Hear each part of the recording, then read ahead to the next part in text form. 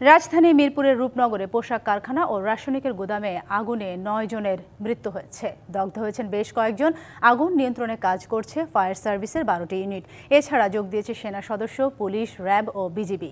ঘটনাস্থলে ভিড় করেছে কারখানা কর্মীদের স্বজনরা। বেশ কয়েকজন নিখোঁজ রয়েছে বলে দাবি তাদের।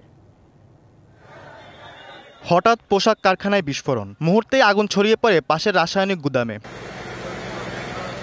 মঙ্গলবার দুপুর ১১:৩০টার দিকে রূপনগরের শিয়ালবাড়িতে কসমিক ফার্মা নামের একটি রাসায়নিক গুদাম এবং পাশের পোশাক কারখানায় আগুন লাগে। খবর পেয়ে পর্যায়ক্রমে ফায়ার সার্ভিসের ১২টি ইউনিট ঘটনাস্থলে পৌঁছে আগুন নেভানোর কাজে যোগ দেয়।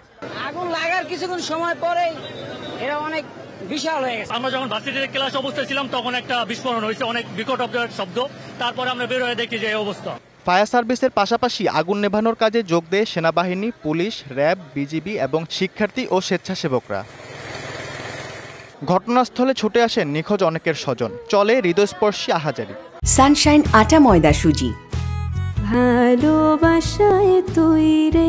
আমার ছেলে অফিসে গেছে, অফিসে থেকে এখনো বের হইলো না। আমার ছেলেরা খুঁজছেন না,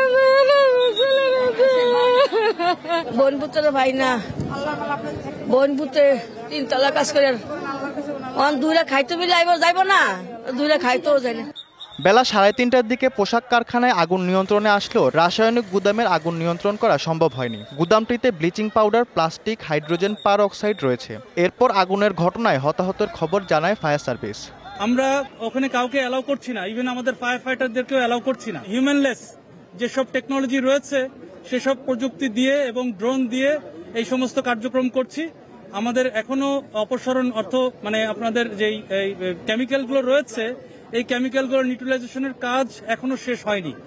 রাসায়নিকের বিষাক্ত ধোঁয়া মানবদেহের জন্য ক্ষতিকারক হওয়ায় সবাইকে দূরত্ব বজায় রাখার আহ্বান দমকল কর্মীদের। পোশাক কারখানা না রাসায়নিক গুদাম, কোথা থেকে আগুনের সূত্রপাত তা জানতে পারেনি fire service. Iftesamul Gani, DBC news, Dhaka.